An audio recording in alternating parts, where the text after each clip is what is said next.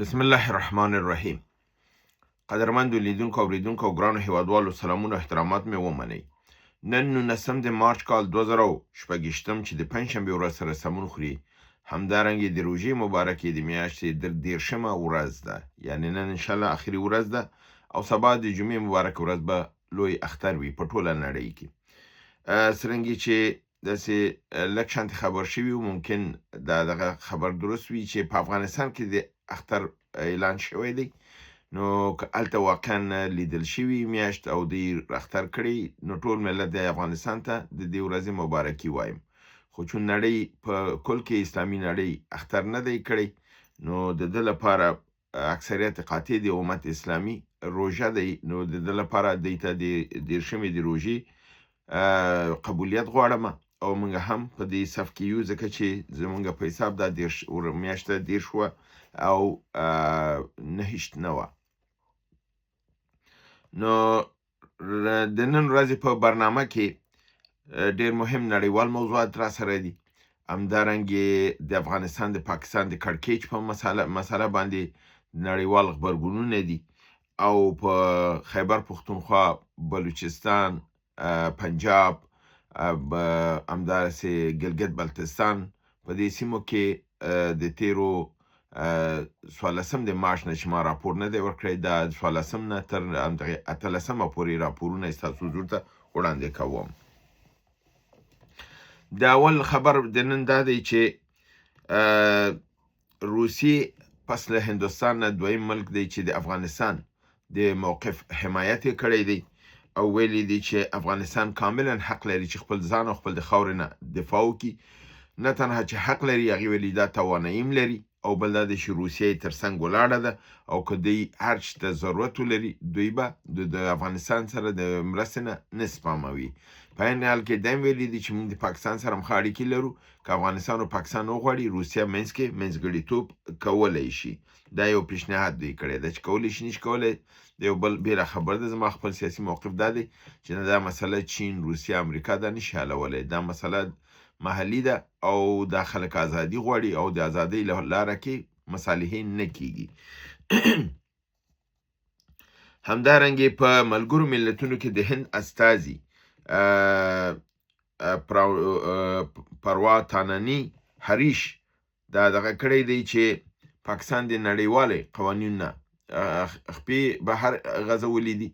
په حساب قتل و قتال کړی، 400 انسانان یې وژلي دي، جنگي جنایت باندې مرتکب شوی دی،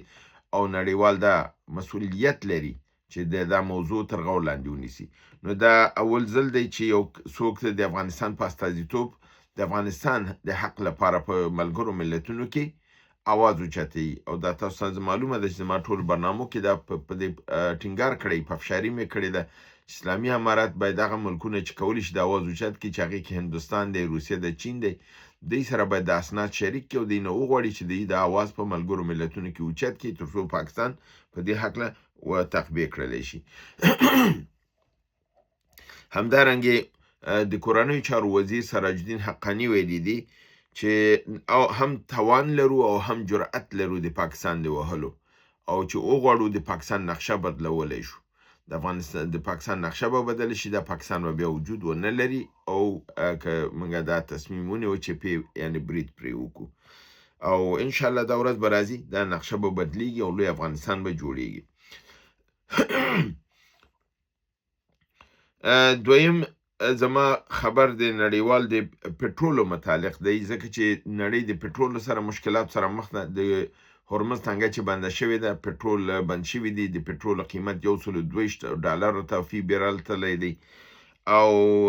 عربي ملکونه هم د فشار لاندې دي. په عربستان سعودي کې د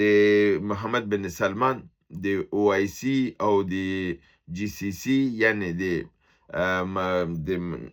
اسلامي کانفرانس غړي او د خلیج فارس او د عربي ټولنې غړي د ټولې نه دي راغوښتي، په انتخاب شوي ملکونه یې غوښتي دي چې هغې کې ترکیه، مصر، اردن، پاکستان، آذربایجان، سوریه او د همدا کیدای شي د ګلف دا واړه مملکتونه اوسي، ځکه چې اردن پکې نشته دی، بعضې نور پکې دکې نشته دی. دا ملکونه دی کې د پاکستان وزیر خارجه تللی دی او هلته ګډون کړی دی اسحاق ډار، او دوی به په دې باره کې تصمیم نیسي چې آیا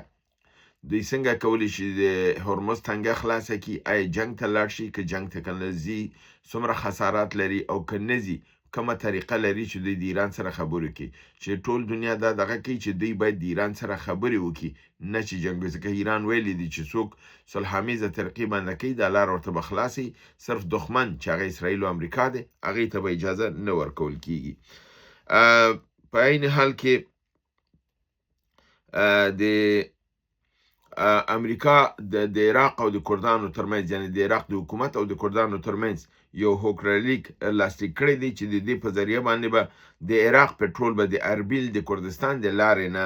د ترکیې جیهان بندر ته به ځي او د هغه ځای نه به دا نړۍ ته دغه کېږي، یو لاره خلاصوي اوس دی چې دغه پټرول که هغسې هرمز نه نشي تللی، دا رقم یو لاره خلاصه کړي چې د نړۍ ضرورتونه رفع شي او تر څو دا فشار لږ زره کم کړلی شي.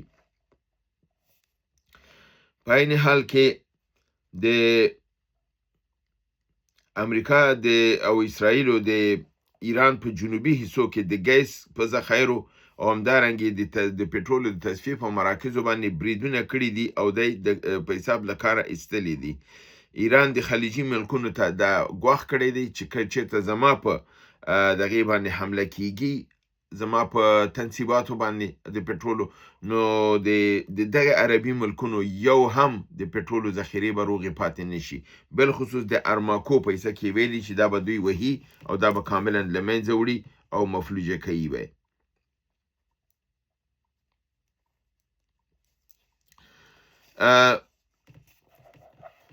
بل خبر دا دی چې یو سیاسي مبصر په نامه د OJAJ دی، هغه وایي چې د جرل فورد کښتۍ چې بله ورځ ما تاسو په خبر درکړه پرون چې دا سوځېدلې ده او تباه شوې ده، ممکن غرقه شي، دی اوس دا کوي چې دا کښتۍ کاملا تباه شوې ده او د غرقېدو په حالت کې ده. ما تاسو ته پرون ویلو چې د قیمت کېدی شي 7 میلیارده ډالرۍ. د نن په خبرونو کې خپل ویل چې د قیمت 13 میلیارده ډالره دی او دا د دنیا تر ټولو نه قیمت ترینه کښتۍ ده چې د دنه لویه کښتۍ او قیمته کښتۍ ته نوره، یعنی کښتۍ چې ده تر ننه نه ده جوړه شوې او دا اوس لګیا ده غرقېږي او د ده سره د امریکا د ملا تیر ماتېږي او په حساب امریکا یو خپله غټه استي د لاسه ورکوي.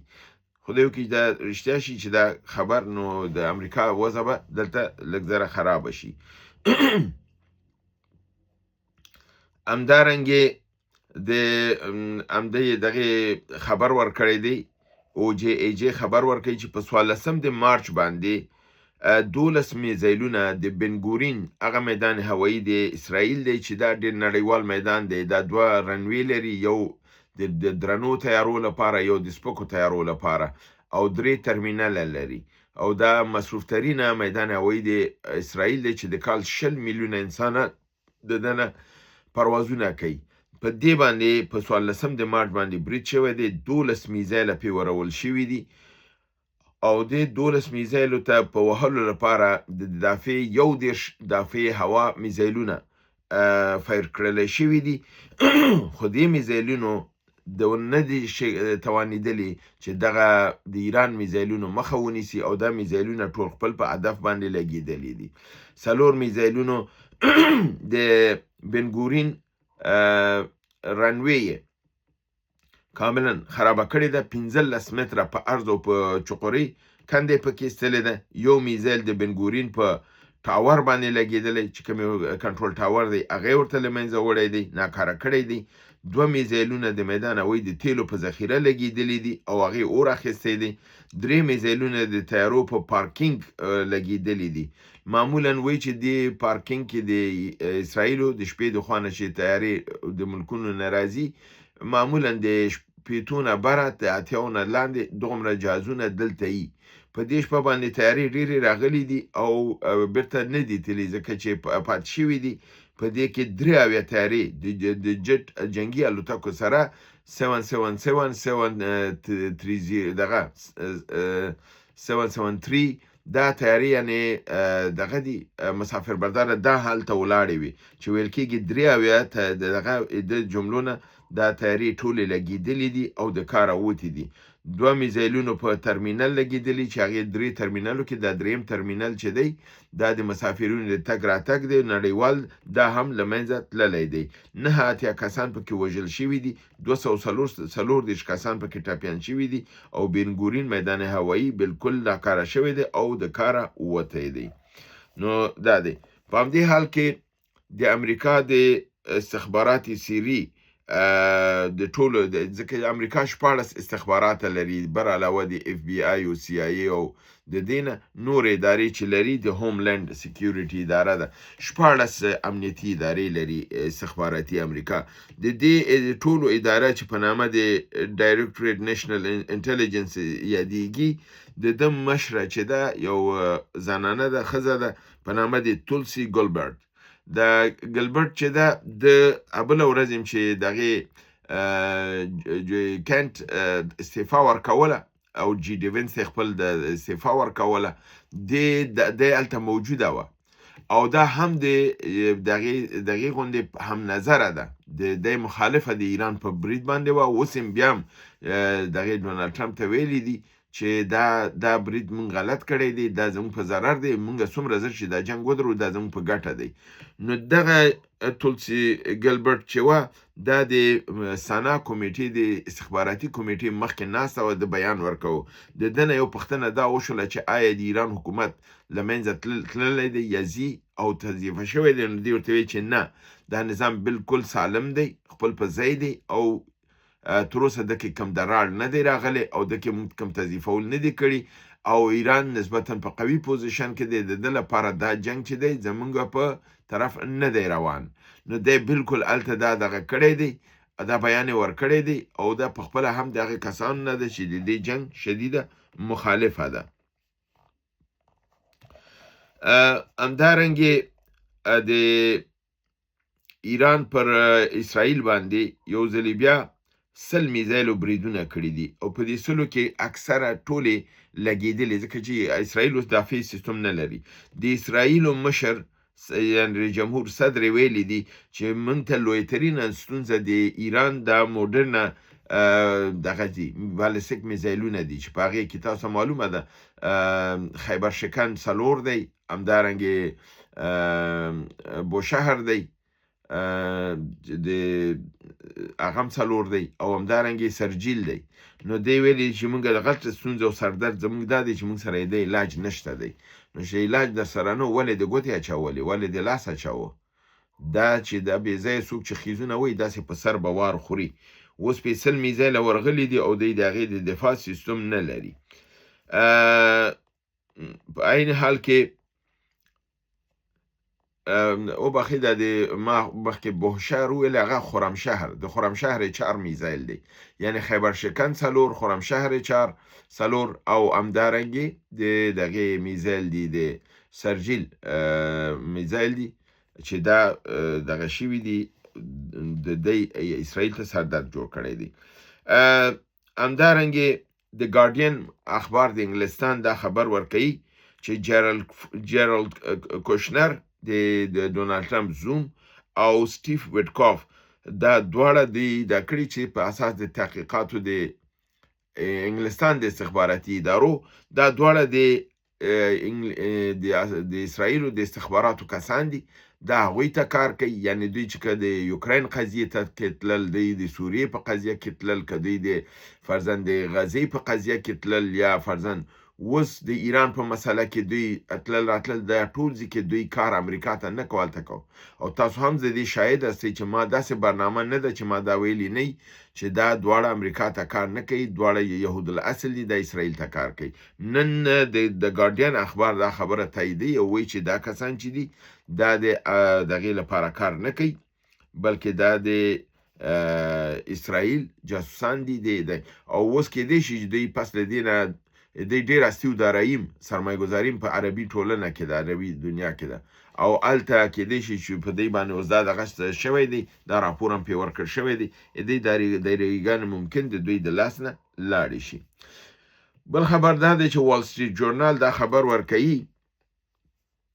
چې